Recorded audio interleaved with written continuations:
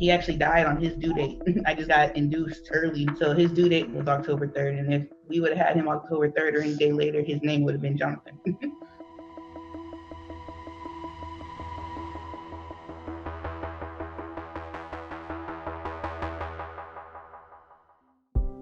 Well, my name is Derek Ingram. I'm a nephew of Jonathan Price. I'm his wife, Glenn. I go by Victoria. Like you said, Jonathan was his uncle, which is my mother-in-law's youngest brother. That night, we were kind of just chilling with the baby, and we got a phone call that he had been shot. So then I guess a couple of friends were there, or a childhood friend of his was with him, and kind of gave his side of the story. And what they told us was, they were at the gas station just coming back into town. A woman and her spouse would get into it, and he kind of stepped in and intervened, like, hey, and then the guy got physical with him, so it turned into an altercation. It went from inside the store to outside the store. The bystander called the cops, or maybe someone in the store called the cops. Cops showed up. As Jonathan raised his hands to try to explain the situation, I guess the cop wanted to detain him, so he started to walk back with his hands up, and that's when he was tased and shot. I mean, it just makes me open up my eyes and really pay attention to what's going on in the world.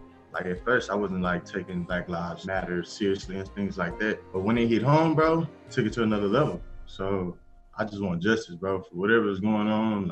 He didn't deserve it. My name is Case Roundtree, and I'm I would say a childhood through a lifetime friend of Jonathan Price. It's eye-opening for sure. It's hard for me to believe that didn't have an effect on the officer showing up there and somewhat contacting Jonathan first. I just know Jonathan's such a great guy. I just can't believe that happened to him. I've always known that police brutality is there. I just see it as you have good people and you have bad people. And there's good cops and there's bad cops. Good white people, bad white people, and good black people, bad black people. I mean, that's the way I view it. Jonathan was a good guy, very good guy. And I just think the police officer acted completely wrong. And I just don't think he should have been in that position. My uncle was involved in the community. He was a motivational speaker. He was a mentor to many young students. He trained. He was involved with the elderly. He helped take care of his grandmother who's, early stage dementia. Yep. He helps his mother, around the house. He has white family that he considers family. So I think everybody in that community, white or black, they're outraged right now. They're mad because they're like, okay, Black Lives Matter, but you took one of the ones that genuinely saw no color. Genuinely didn't matter if you were black, white, Hispanic. He didn't approach you differently. He treated you as if you were just the same as him. And that could have been his downfall. Nothing is going to fully make us feel better.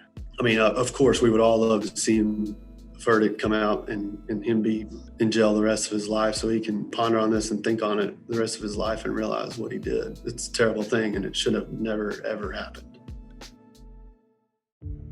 I would like a conviction, to be honest. I mean, just him being in jail is not enough. Can't bring my uncle back. The money don't save it. Be held responsible for it.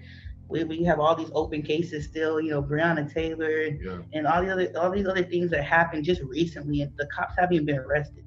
A lot of people talk about his smile, and it's so true. His smile and his laugh would make everybody laugh. It was one of those contagious laughs where when he laughed, I mean, you were laughing, the whole room was laughing. Always very goal-oriented, very looking into the future. He wanted to be an entrepreneur and own his own gym.